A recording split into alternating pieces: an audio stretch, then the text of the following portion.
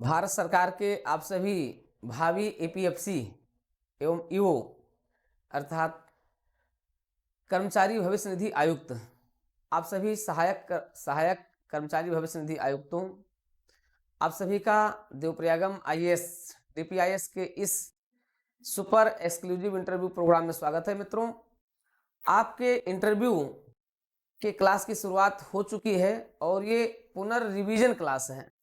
पूरी क्लास को पुनः रिवीजन किया जाएगा, जीरो से लेकर और हीरो तक, यानी बिल्कुल शून्य से लेकर शिखर तक पहुंचाने का प्रयास किया जाएगा।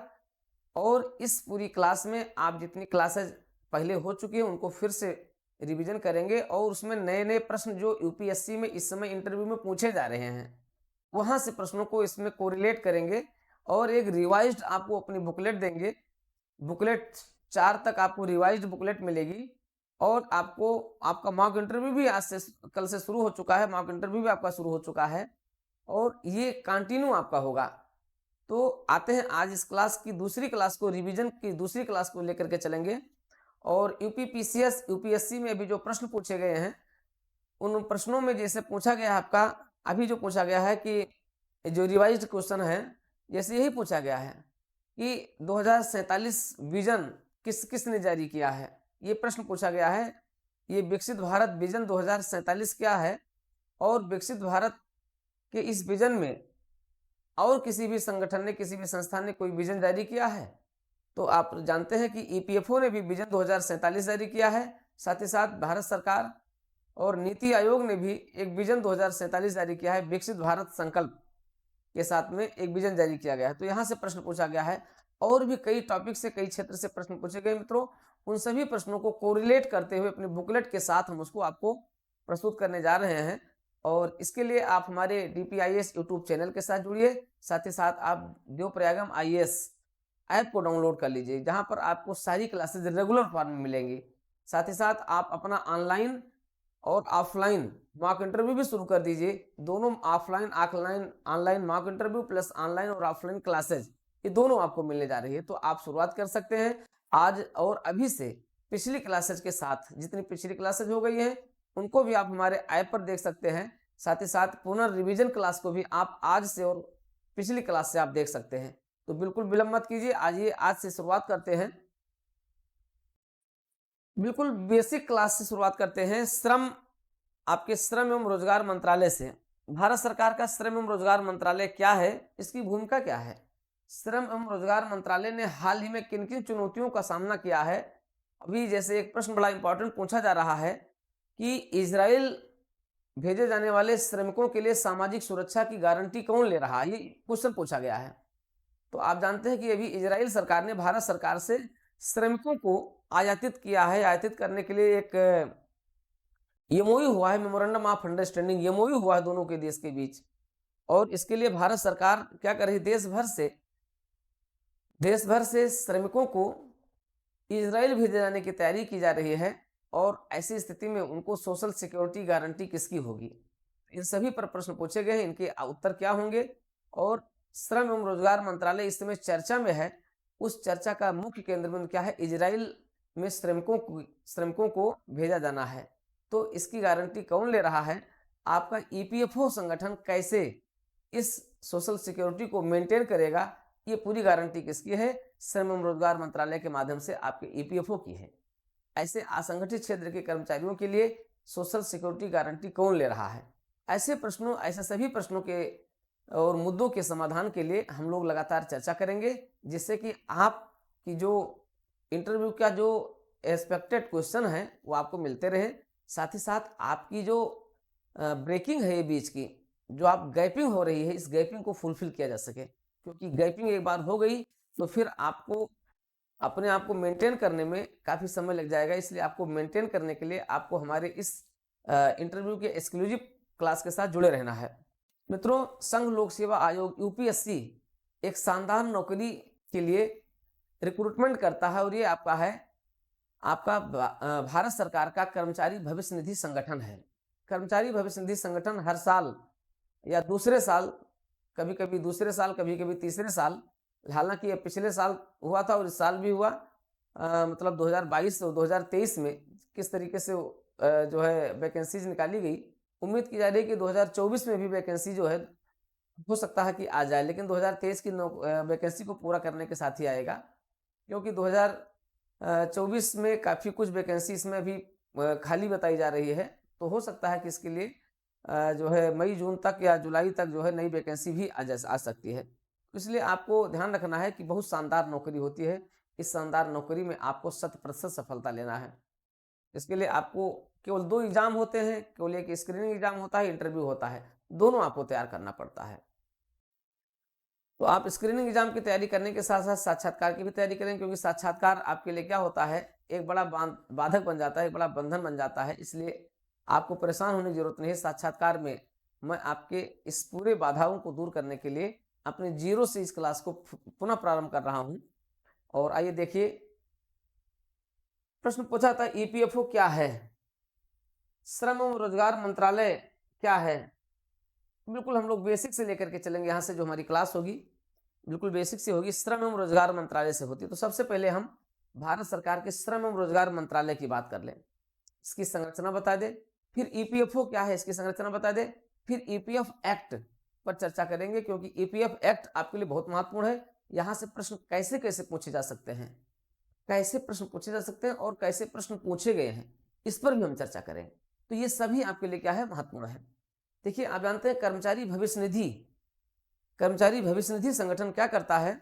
ये कर्मचारियों को सामाजिक सुरक्षा देने के लिए भारत सरकार का सबसे बड़ा सामाजिक सुरक्षा संगठन तो है ही, संसार का ये सबसे बड़ा सामाजिक सुरक्षा संगठन है।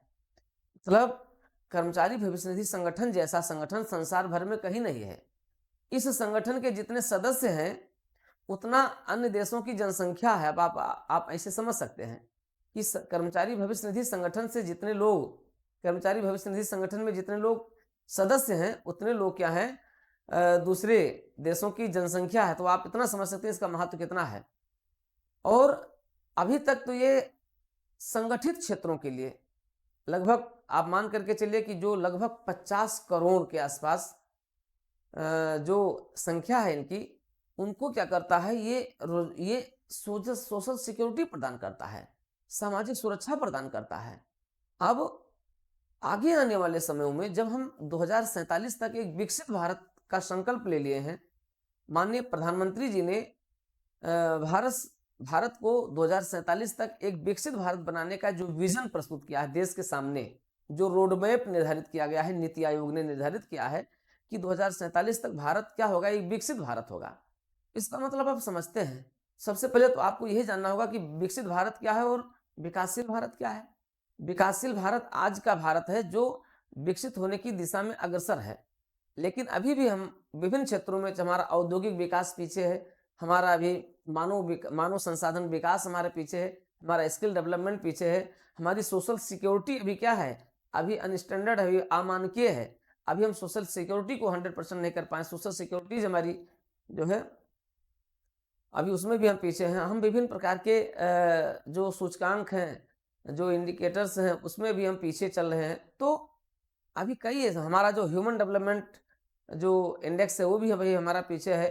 अभी कई पॉवर्टी हमारे यहाँ किस तरीके से जो हंगर रिपोर्ट में भी हम लोग पीछे। तो ये कई ऐसे मायने हैं जिसमें हमें क्या करना है, हमने अपने प्रोग्रेस को दिखाना है।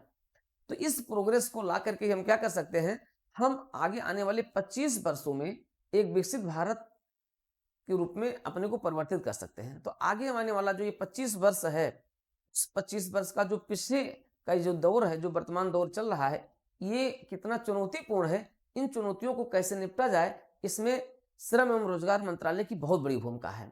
साथ ही साथ इसमें बड़ी भूमिका आपके कर्मचारी भविष्य निधि संगठन की है। कर्मचारी भविष्य निधि संगठन द्वारा विकसित भारत के संकल्प को पूरा करने के लिए सबसे महत्वपूर्ण विजन जारी किया है, जो आपका क्या है, 2047 तक विकसित भारत का विजन है।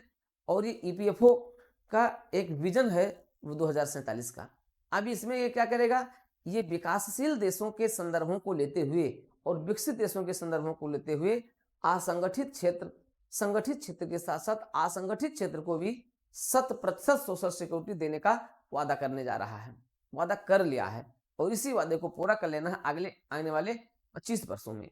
मित्रों, आपको ये पता भी होगा कि 25 वर्षों के लिए ईपीएफओ ने कैसे रोड मैप बनाया है।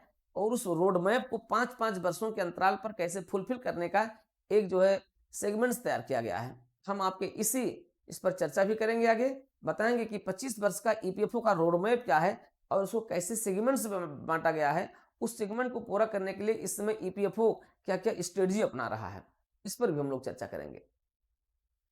हमारे कुछ ऑफिसर्स हैं, उनके साथ भी हम चर्चा कराएंगे, जो आपके इससे संबद्ध है, उनसे भी हम चर्चा करवा देंगे। तो ये रहेगा कि आपका फिर क्या होगा, आपको संपूर्ण जानकारी मिल जाएगी और इस रूप में आप एक बेहतरीन कैंडिडेट्स के रूप में आप यूपीएससी में पहुंच करके अपनी दमदार उपस्थिति को दर्शाएंगे। तो आज हम लोग शुरुआत करते हैं आपके, सबसे पहले शुरुआत करते हैं श्रम एवं रोजगार मंत्रालय भारत सरकार क्या है और यहाँ से क्या क्या प्रश्न पूछे जा सकते हैं। ठीक है, आते हैं देखते हैं।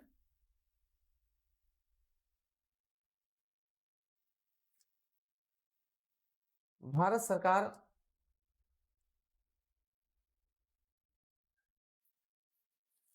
आप जानते हैं भारत सरकार मंत्रालयों में बटी हुई है। भारत सरकार क्या है, सारे मंत्रालयों और विभागों की संयुक्त संकल्पना है।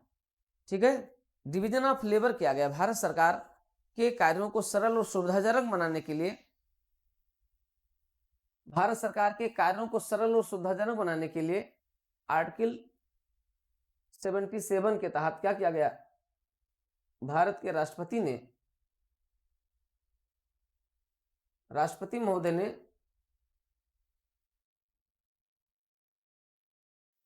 दो नियम बनाए हैं। रूल ऑफ बिजनेस बनाया गया है, ठीक है, कार्य संचालन नियम बनाया गया है और कार्य आवंटन नियम बनाया गया है। ठीक है,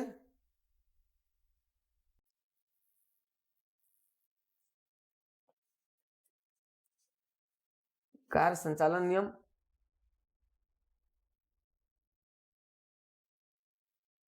1961 और कार्य आवंटन नियम 1961।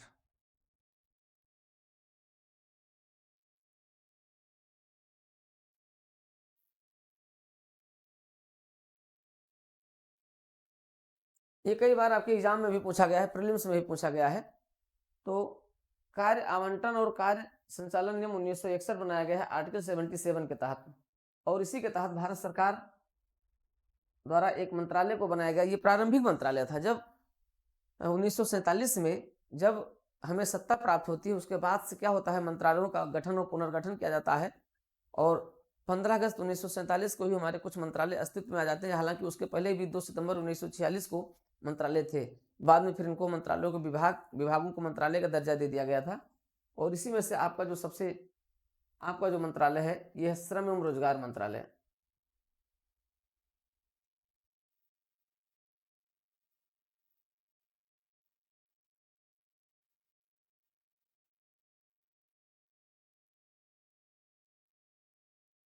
श्रम एवं रोजगार मंत्रालय।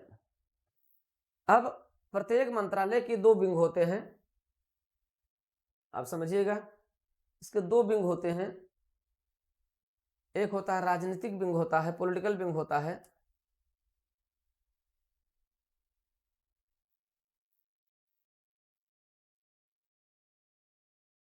और एक प्रशासनिक विंग होता है।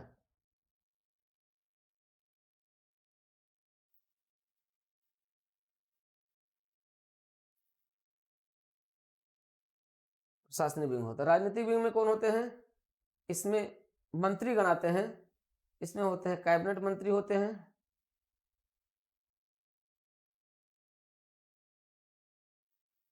कैबिनेट मंत्री होते हैं और राज्य मंत्री होते हैं। राज्य मंत्री होते हैं। तो आप जानते हैं कि इस समय श्रम एवं रोजगार मंत्रालय के जो कैबिनेट मंत्री हैं, ठीक है, और जो आपके राज्य मंत्री हैं, ये कौन है ठीक है। तो ये आपके जो मंत्री हैं, ठीक है, मंत्रियों से यहाँ से इसकी शुरुआत होती है। माननीय भूपेंद्र यादव और माननीय रामेश्वर तेली, ठीक है। तो कैबिनेट मंत्री हैं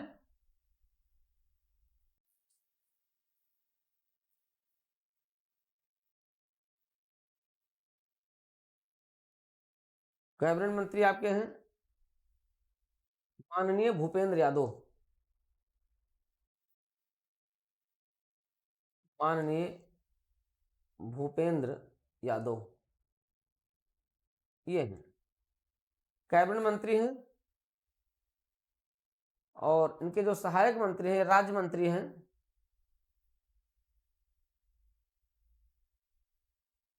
राज्य मंत्री हैं माननीय, देखिए शब्द का प्रयोग कीजिएगा, आपसे पूछा जाएगा कि आपके विभाग का मंत्री कौन है, आप यहाँ पर ये मत बताइए कि भूपेंद्र यादव, बहुत लोगों के मुंह से तुरंत निकल जाता है भूपेंद्र यादव, नहीं, माननीय भूपेंद्र यादव शब्द का प्रयोग। देखिए इंटरव्यू क्या है, इंटरव्यू वास्तव में आपका प्रेजेंटेशन है। आप ज्ञान के भंडार हो सकते हैं, लेकिन जरूरी नहीं कि ज्ञान का भंडार का जो प्रेजेंटेशन है वो शानदार हो। इसलिए आप, इसीलिए इंटरव्यू को रखा गया है कि आपका प्रेजेंटेशन शानदार होना चाहिए। क्यों? क्योंकि साक्षात्कार के माध्यम से आपके उस व्यक्तित्व का परीक्षण करते हुए देखा जाता है कि आपके पास जो है उसको आप आम जनता को कैसे डिलीवर कर रहे हैं, आपकी डिलीवरेटिव पावर कैसी है। तो आप जो प्रस्तुत कर रहे हैं, प्रस्तुतिकरण आपका जो है वो शानदार है कि नहीं है, ये आपको देखना होता है। तो यहाँ पर यही देखा जाता है कि आप क्या बोल रहे हैं। आपने कह दिया भूपेंद्र यादव, इंटरव्यूअर समझ गया कि बस आप ऐसे ही हैं, भूपेंद्र यादव नहीं, माननीय भूपेंद्र यादव ये कहना होगा। मंत्रियों का जो भी आपके कॉन्स्टिट्यूशनल पोस्ट हैं उनके लिए आपको ऑनरेबल शब्द का प्रयोग करना है। माननीय संवैधानिक पदों पर हैं या जो आपके सर्वोच्च जो पॉलिटिकल पोस्ट है आपकी, जो एज ए कॉन्स्टिट्यूशनल आपके हेड होते हैं, ठीक है, ऐसे पदों के लिए आपको ऑनरेबल शब्द का यानी सम्मानजनक शब्दों का प्रयोग करना है। तो माननीय कैबिनेट मंत्री कौन है आपके, माननीय भूपेंद्र यादव हैं। और राज्य मंत्री कौन है, माननीय रामेश्वर तेली हैं। ठीक है, तो माननीय रामेश्वर तेली।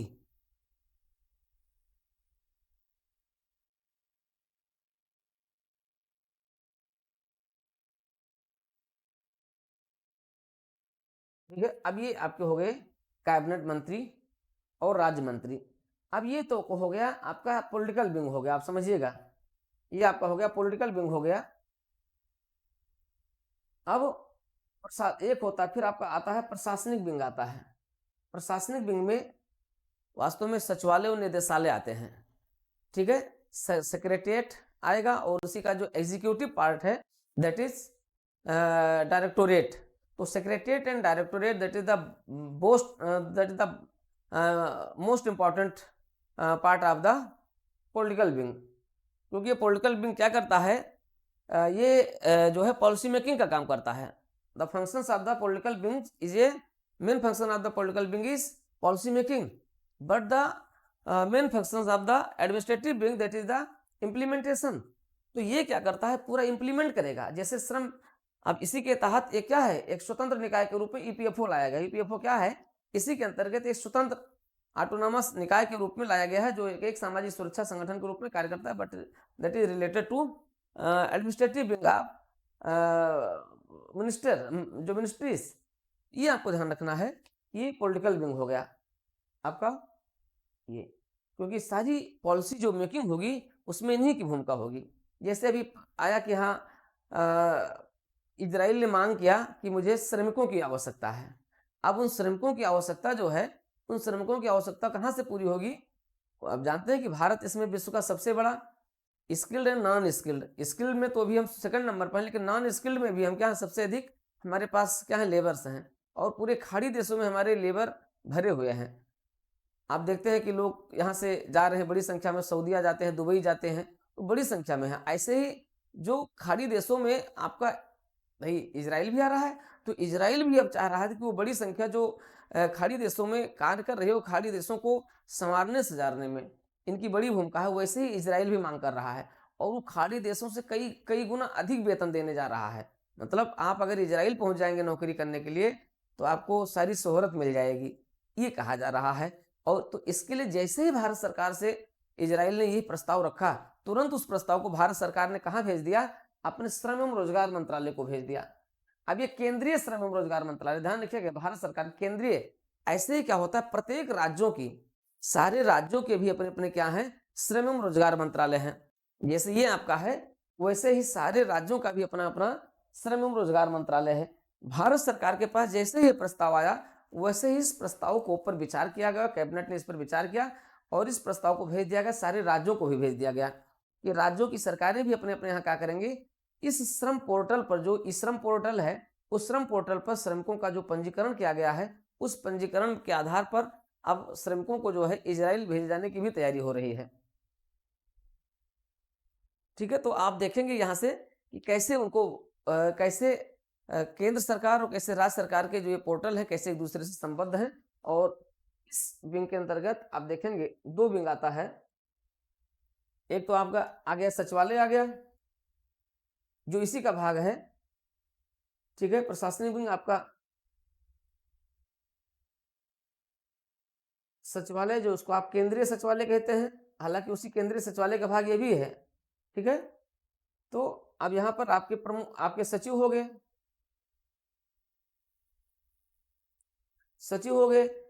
फिर आपके संयुक्त सचिव हो गए,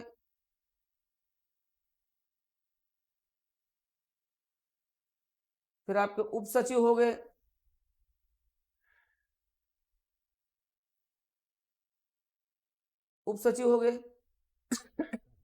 तो केंद्रीय सचिवालय में जो इसका एग्जीक्यूटिव पार्ट है, जो इनकी पॉलिसी इनके द्वारा व्यक्त की गई इच्छा को ये पूर्त कर रहे हैं। पॉलिसी मेकिंग के काम के लिए ये क्या करेंगे, इन्हें तथ्य आंकड़े सब उपलब्ध कराएंगे। वास्तव में पॉलिसी मेकिंग जो है इन्हीं के माध्यम से की जाएगी। इसके पास में इसका जो एग्जीक्यूटिव पार्ट होता है, इसका जो कार्यकारी भाग होता है, इसको आप निदेशालय भी कहते हैं। इसका फिर जो है कार्यकारी अंग जो होता है एग्जीक्यूटिव, इसको आप डायरेक्टोरेट भी कहते हैं। जो निदेशालय होता है कार्यकारी अंग है। ठीक है, और ये क्या करता है, ये नीतियों का क्रियान्वयन का काम करता है। कार्यान्वयन का काम इसी का होता है। और आपका जो ईपीएफओ संगठन है, वो ईपीएफओ संगठन में कहाँ से संबद्ध है, यही से संबद्ध है। ठीक है, वो इसी का एक जो है ऑटोनॉमस है, और कार्यकारी अंग निदेशालय डायरेक्टोरेट के अंतर्गत ही ये जुड़ा हुआ है। ठीक है, और इस रूप में उसके सीधे हेड कौन होते हैं, श्रम एवं रोजगार मंत्रालय के अधीन आपके कैबिनेट मंत्री होते हैं। तो वहां से भी ये संबद्ध होता है इस रूप। इसके बारे में भी हम आगे आएंगे, तब उसके बारे में डिटेल चर्चा करेंगे। तो अब इसका ऐसा पैटर्न बनाया गया है कि इसी पैटर्न के तहत क्या होता है, जितने भी आपके श्रम कानून हैं, जितने रोजगार से जुड़े हुए कानून हैं, जितने स्किल डेवलपमेंट के यहाँ से जो विंग है अलग है, ये सब है, वो सब कहाँ से इंप्लीमेंट होते हैं, यही से होते हैं। तो श्रम एवं रोजगार मंत्रालय इस रूप में क्या करता है, देश भर में सभी राज्यों के श्रम एवं रोजगार मंत्रालय के साथ मिलकर के ये क्या करता है, देश भर में इन श्रम कानूनों को इंप्लीमेंट करवाता है। तो सबसे प्रमुख जिम्मेदारी किसकी होती है, श्रम कानूनों के क्रियान्वयन करवाने की जिम्मेदारी किसकी होती है, श्रम एवं रोजगार मंत्रालय की होती है। अभी आपने देखा कि हमारे यहाँ कानून क्या है, नए श्रम कानून नया जो है न्यू वेज लाए गए हैं। ठीक है, नए श्रम कानूनों की पूरी संहिता लाई जा रही है। अब उनको हो सकता है 2024 में इंप्लीमेंट किया जाएगा, 2025 में इंप्लीमेंट किया जाएगा, क्योंकि नए कानूनों का दस्तावेज मसौदा तैयार हो चुका है। अब केंद्र सरकार के साथ साथ राज्य सरकारों की सहमति ली जा रही है, क्योंकि ये कानून जो है, इसमें अधिकांश कानून क्या है, समवर्ती सूची के विषय हैं। अब समवर्ती सूची के विषय हैं, तो ऐसी स्थिति में केंद्र और राज्य दोनों को क्या करना है, इस पर अपने अपने निर्णय लेने, अपने अपने फैसले करने हैं। तो ये सारी चीजें आपको यहाँ से देखना पड़ेगा। तो यहाँ से एक महत्वपूर्ण प्रश्न बनता है कि श्रम एवं रोजगार मंत्रालय के बारे में बताइए। श्रम एवं रोजगार मंत्री कौन है, इसका एग्जीक्यूटिव हेड कौन होता है, इसका एडमिनिस्ट्रेटिव हेड कौन होता है। तो यहाँ से प्रश्न पूछे जाते हैं। ठीक है, आपके समझ में आ गया होगा, यहाँ से बातें क्लियर हो गई होंगी। यहाँ से जो भी प्रश्न पूछे जाते हैं, अब आप देखिए, श्रमिकों के हितों की रक्षा करना, इसका कार्य क्या है। श्रम एवं रोजगार मंत्रालय का जो मुख्य कार्य क्या है, 2 कार्य आप यहाँ पर ध्यान रखिएगा। यहाँ पर आपको 2 कार्य ध्यान रखना है। ठीक है, ये 2 कार्य आपके हैं, श्रमिकों के हितों की रक्षा करना, समाज के वंचित वर्गों की रक्षा करना, और समाज में उच्च उत्पादकता के लिए स्वस्थ कार्य वातावरण सुनिश्चित करना। इसके 3 महत्वपूर्ण कार्य हैं। अगर हम देखें इसके कार्य क्या है, इसका मुख्य कार्य क्या है। अब ऐसे सभी प्रश्नों का संपूर्ण समाधान खूब खुल करके चर्चा करने के लिए आप देवप्रयागम आईएएस एकेडमी के ऐप, देवप्रयागम आईएएस ऐप को आज और अभी डाउनलोड कर लीजिए। साथ ही साथ आप DPIS यूट्यूब चैनल को भी अभी आप सब्सक्राइब कर लीजिए, जिससे कि हमारे इस एक्सक्लूसिव इंटरव्यू प्रोग्राम का पूरा लाभ आप प्राप्त कर सकें। इस संपूर्ण लाभ को प्राप्त करने के लिए हमारी इस रेगुलर क्लास के साथ जुड़े, और जो आपकी गैपिंग है, जो आपका इस समय इंटरवल का फेज चल रहा है, और आप जानते हैं इंटरवल के फेज में क्या होता है, जो इंटरवल का फेज होता है उसमें आप सब कुछ भूल जाते हैं। आपका विजन क्या है, आपका लक्ष्य क्या है, जिस विजन के लिए आपने इतनी मेहनत की थी, इतनी कड़ी से मेहनत की थी कि हमें क्या करना है, हमें इस कड़ी मेहनत के लिए करके इंटरव्यू को क्वालिफाई करना है, उसमें ब्रेक लग चुका है। तो ब्रेक नहीं लगाना है। आइए अभी जुड़िए और अपना मॉक इंटरव्यू देते रहिए। मॉक इंटरव्यू आप शेड्यूल कर लीजिए और आप डेली मॉक इंटरव्यू भी देते रहिए।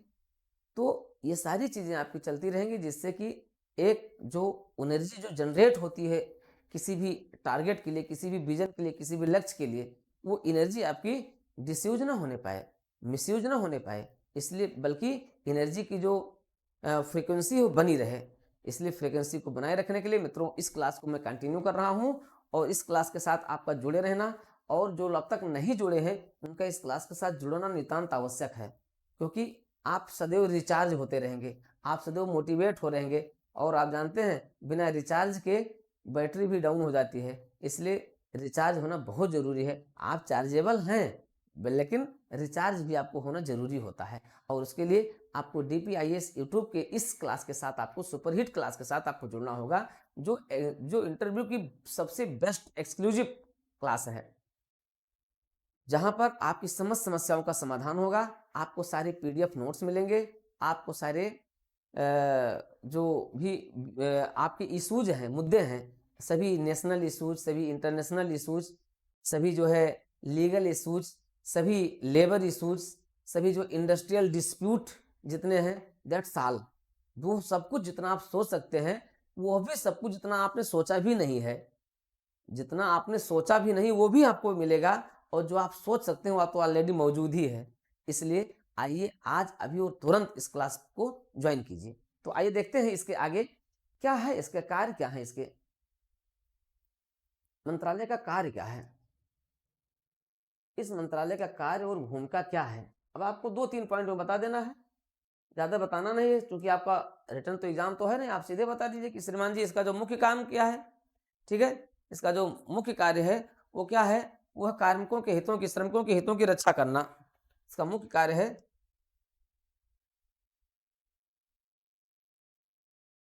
श्रमिकों के हितों की रक्षा करना,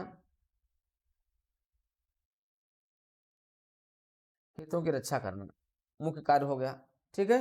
दूसरा इसका महत्वपूर्ण कार्य है समाज के वंचित वर्गों के हितों की रक्षा करना।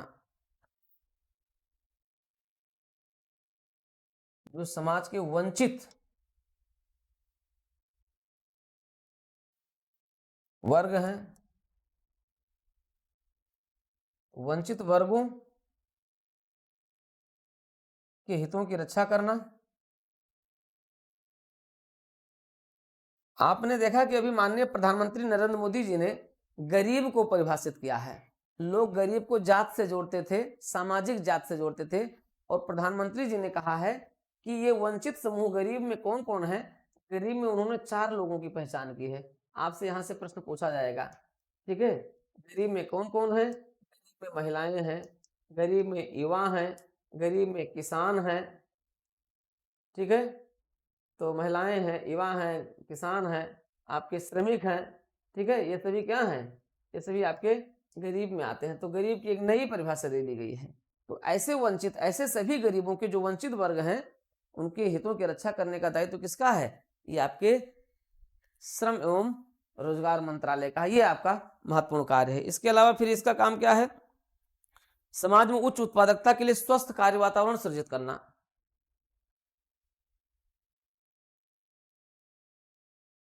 समाज में उच्च उत्पादकता शब्द बहुत इंपॉर्टेंट है, देखिएगा ऐसे ही शब्दों का आपको प्रयोग करना है।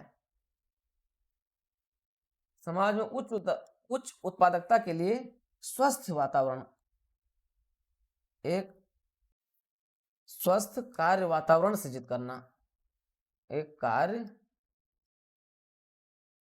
वातावरण सुनिश्चित करना।